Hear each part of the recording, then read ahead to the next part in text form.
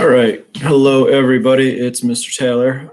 As we're starting into our new unit, I figured I would take us through and kind of try to explain some of the slides rather than just dumping the whole slide presentation at you and making you go through it on your own.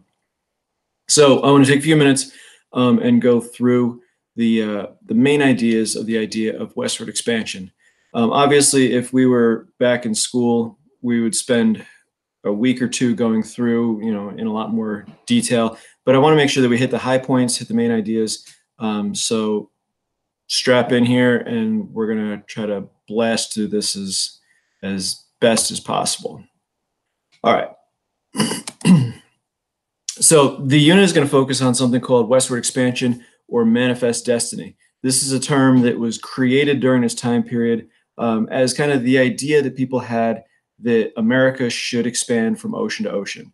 From the very beginning of our time here on North America, settlers have been looking westward from the Atlantic Ocean, always pushing westward further and further and further, until eventually we decided that everything from the Atlantic Ocean to the Pacific Ocean should belong to the United States. All right, and again, this idea becomes known as manifest destiny, the idea that it's our dream, our destiny, something that's going to happen. And we're going to control all the land from ocean to ocean. As we go through today, there's a couple of terms here that you'll come across that I want to make sure that you have. Again, you'll be able to reflect back on these as you go through the notes on your own.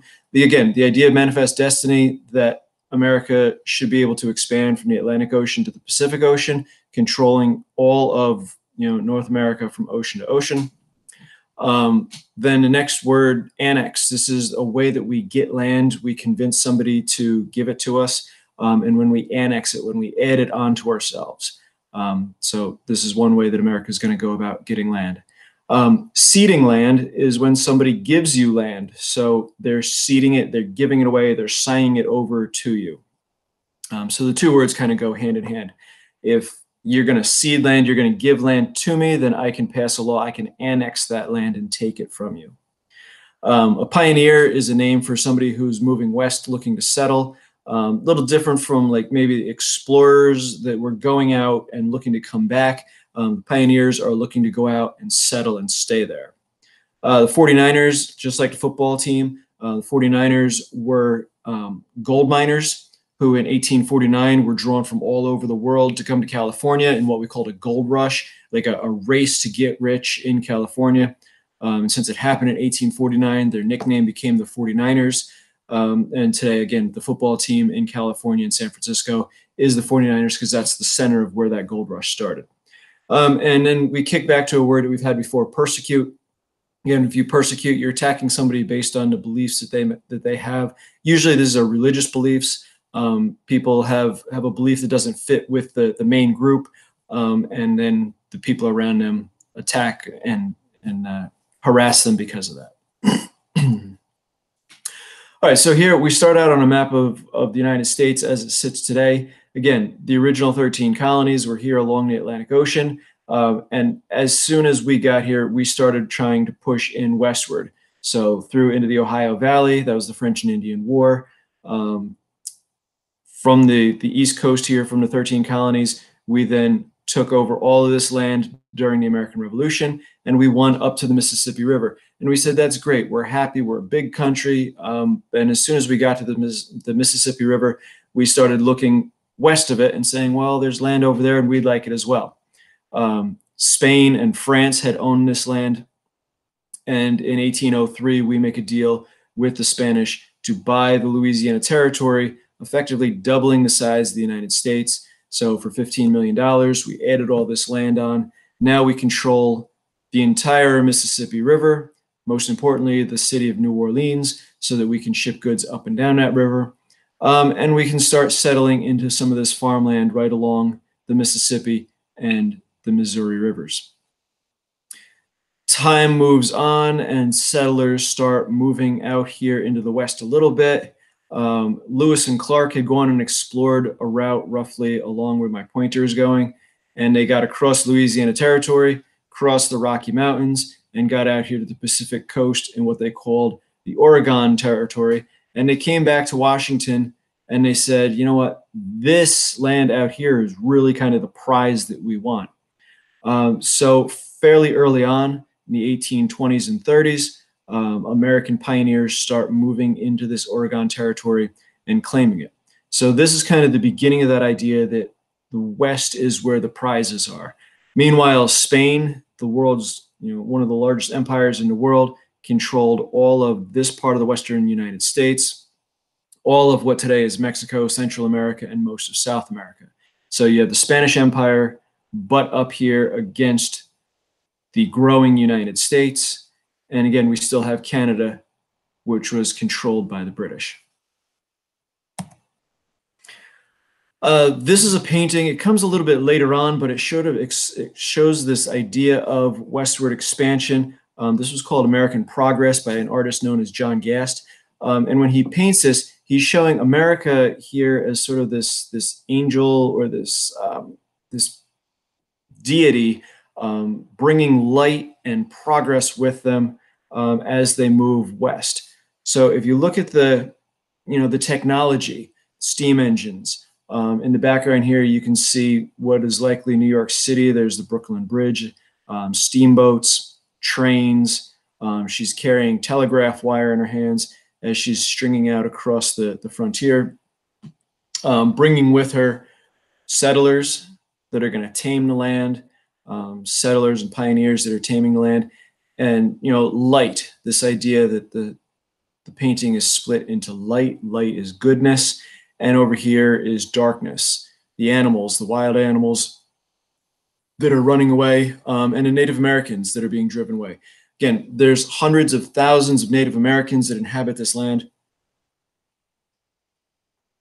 And during much of this time, they're seen as a nuisance, as something that was in the way, that was halting our progress westward.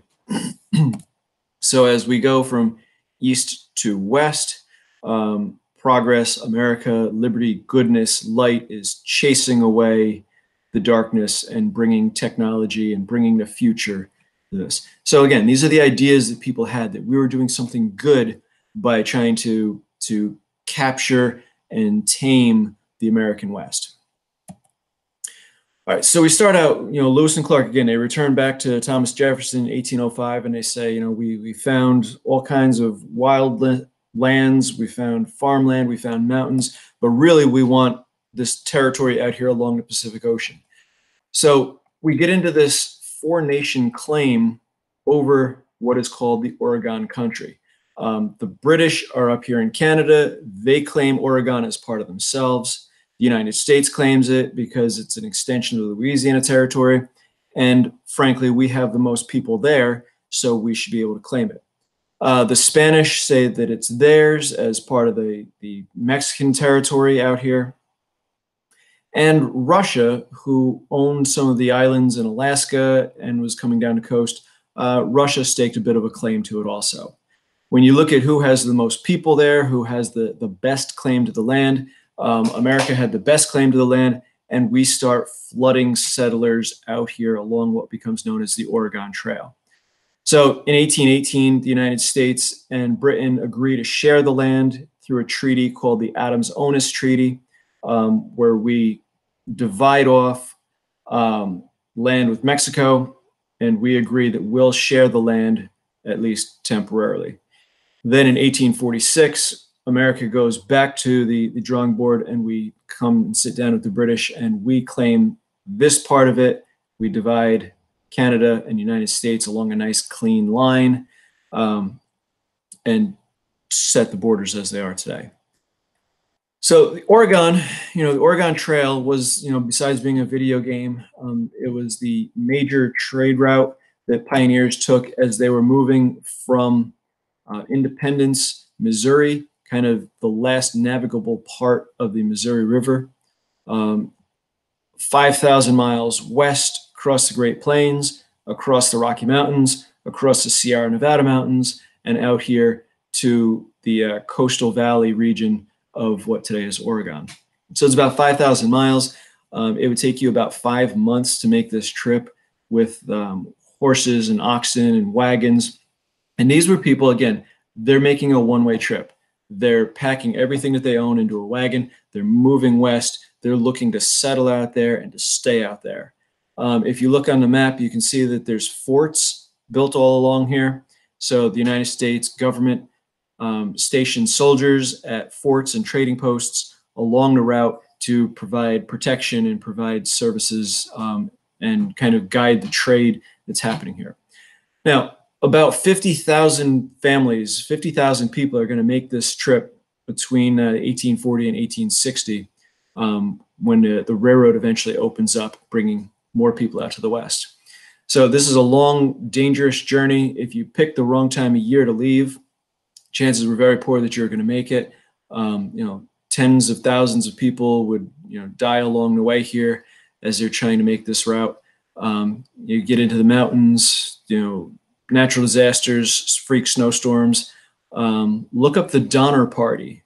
The Donner Party tried to take a shortcut, and they found out that was a really bad idea when they got caught in a massive snowstorm just short of where they were hoping to get to, and wound up having to cannibalize and eat each other. A few of them survived. Now, once we have, people start moving into the West and this idea of westward expansion, we're going to redirect our attention now into the South. Again, the Industrial Revolution is taking place during this time. Factories are booming in the North. Transportation is helping people to move west. And in the South, cotton is becoming more and more profitable and more important to their way of life. The problem with cotton is that it uses up a lot of the resources in the soil. So farmers, after maybe 10 or 15 years, would be looking to expand and take on new farms in other places. And they're also looking west. Cotton grows, in this southern area from South Carolina, Georgia, Alabama, Mississippi, Louisiana, Missouri, and then into the Gulf Coast of Texas. Unfortunately, Texas was owned by Mexico. Mexico had just broken away from Spain in 1821. Mexico is a brand new country. The United States looks next door at their neighbor and says, well, I don't know, how we're going to deal with you, but we're older and more established, and we're hoping that we can kind of, be the leaders here in North America.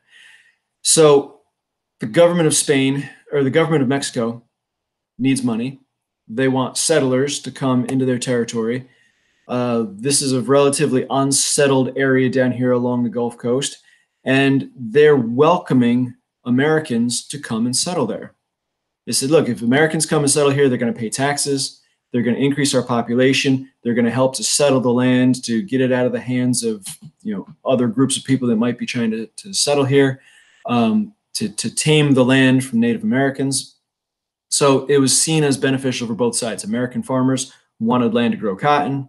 Mexican government wanted people to come here and pay taxes. The problem, and where this becomes a sticking point, is that the Mexican government, when they create Mexico, bans slavery.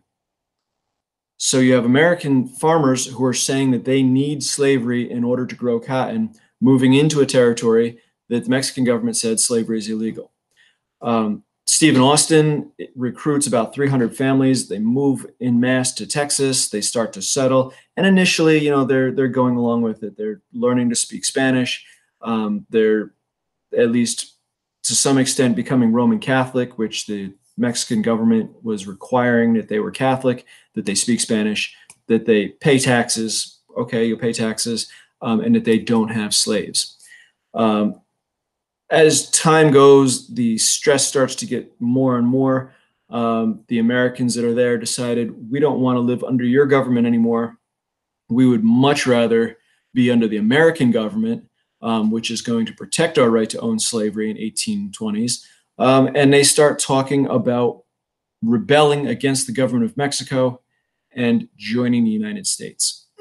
And there's Stephen Austin.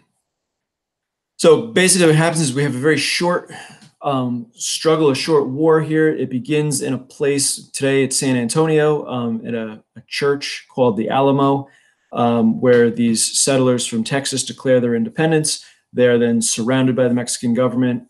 Huge standoff ensues. It takes about 10 days for the Mexican army to overwhelm the settlers that were in this Alamo. This church turned into a fort. In the course of the battle, all of the Texans that are there are killed. This sparks really the beginning of the war for Texas's independence. So Texas, in March of 1836, formally declares their independence. They ask the American government for help. The American government says, no, kind of hands off. We don't want to be part of this. We don't want to get involved in interfering with another country, and especially when the issue of slavery is becoming more and more of a problem for the United States. So from March of 1836 until May of 1836, the people of Texas, with a lot of help from everyday Americans, fight a war against Mexico, and they win. And this is a huge victory. The Texas wins independence, and Texas becomes its own country. They're known as the Republic of Texas, and for the next 10 years, they will be an independent country squished in between the United States and Mexico. Now, tensions between Mexico and the United States obviously are going to remain kind of high throughout this time period. And as time goes on, more and more Americans, including the President of the United States, a guy named James K. Polk, are really pushing that we want to go to war with Mexico, not only for this piece of Texas, but for what's out here in California. We saw that there was farmland out here. There were settlers from the United States that had moved from Oregon into Mexican territory of California. We had trade routes that were going back and forth across this. And a lot of Americans started to say, well, why not just take it for ourselves? So President Polk comes up with kind of a plan. He says, well, we don't want to start a war with Mexico, but we certainly wouldn't mind fighting one in order to achieve this idea of manifest destiny, to get America all the way out to the Pacific Ocean and capture all the territory that we want. So he stations soldiers all along the border between the United States and Mexico, especially down here in Texas, which was, contentious area. And those soldiers antagonize until the Mexican army invades across the Rio Grande River and comes into the United States. Headlines reads, Mexico invades the United States. We then declare war on Mexico, and we now start into what's called the Mexican-American War. At this point, California declares their independence, similar to what Texas had done. They become the Bear Flag Republic, their own independent republic. So you've got Texas, own independent country, California, its own independent country, the United States, and Mexico. And the United States, Texas, and California all are going to join up in order to fight this war that we provoked against Mexico. We win. Fairly overwhelmingly, the Americans' army will invade all the way down in and capture Mexico City. And they basically give the Mexican government, two choices. Either A, you're going to give us California and Texas, or B, we're going to take all of your territory. So the Mexican government decides to cede or give America all of the territory that we wanted.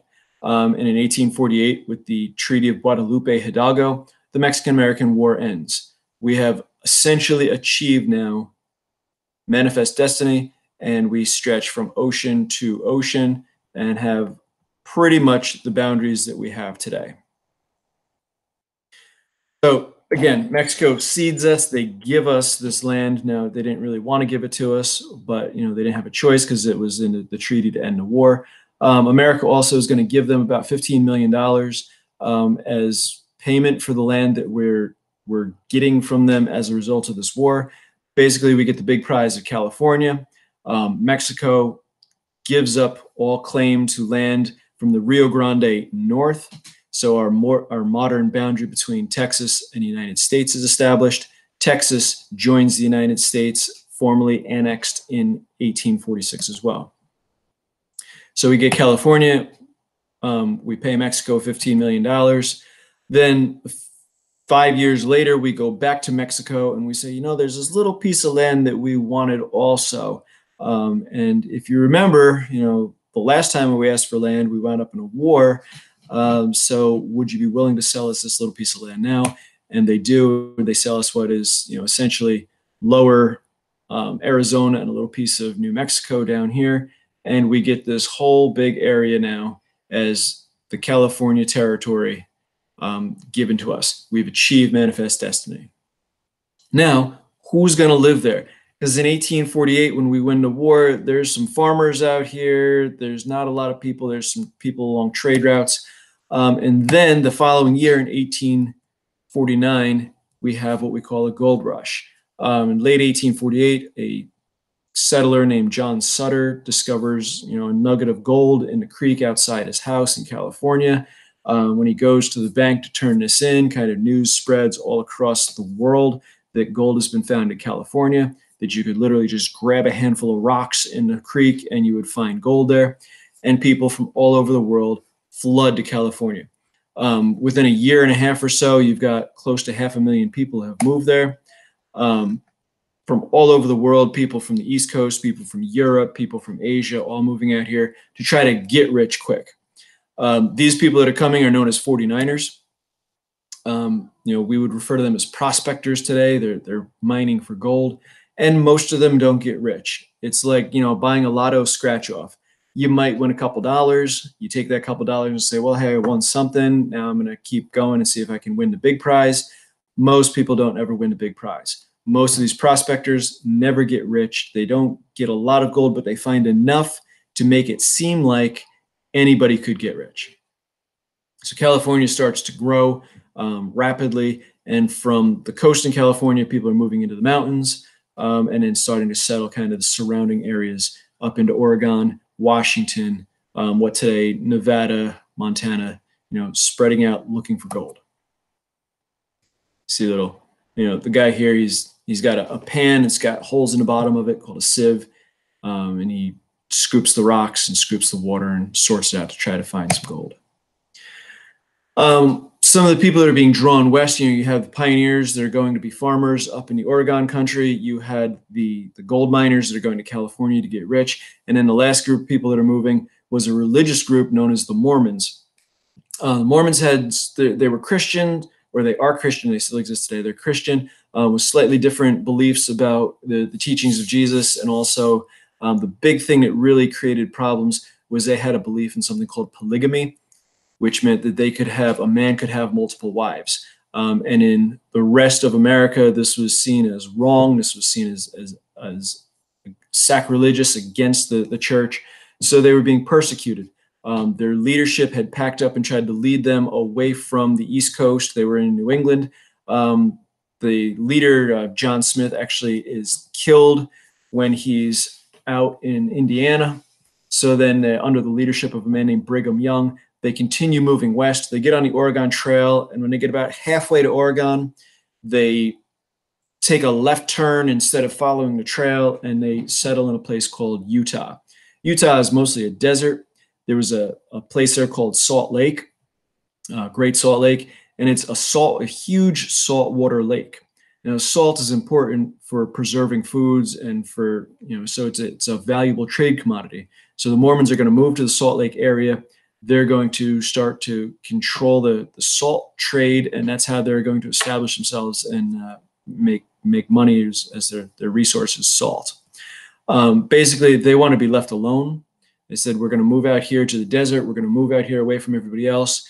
A group of almost 12,000 people move out there. This are entire family units moving out, relocating to this place that they're going to set up to be their own sanctuary away from the world, where they can worship their own ways without worrying about other people. So they settle around what today we call Great Salt Lake in Utah, and they prosper through the salt trade. They're living out there. Utah doesn't become a state until considerably later, 1896. So from 1840s until 1896, this is a territory where they're largely left alone. And you can see, again, here's the Oregon Trail. And as you follow the Oregon Trail, they went, away from the Oregon Trail, where most people were heading to the northwest, and they went down here into the desert at what today is Great Salt Lake.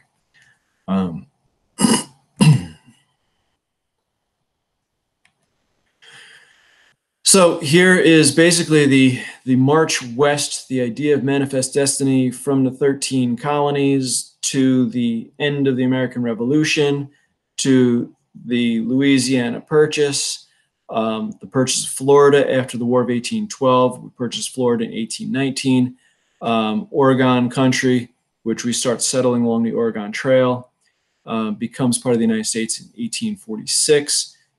Mexico gives us, after the beginning of the Mexican-American War, territory here of Texas, and then California becomes part of the United States after the Mexican-American War, and then we purchase this little Gadsden Purchase. So the outline of what is the United States today is pretty well established here by 1850, and now settlers from the East Coast are moving to the West Coast and starting to fill in the middle here.